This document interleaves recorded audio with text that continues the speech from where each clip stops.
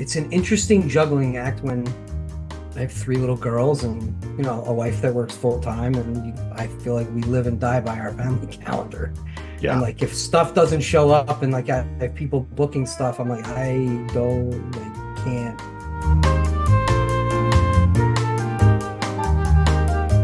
I was trying to solve for some time management with giving myself enough time in the day to get some of the work done, whether it be strategic work or task work.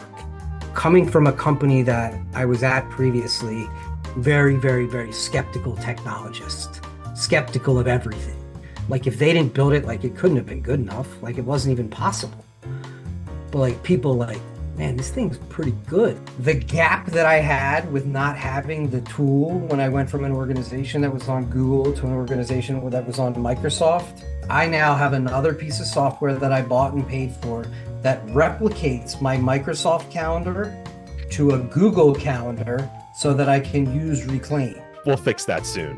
The one-on-one meeting scheduling, task scheduling for blocking time on your calendar, the flexibility and the prioritization for habits for somebody like me that has a busy schedule and three little kids, and it's second to none. It's epic, and it has changed the way that I work.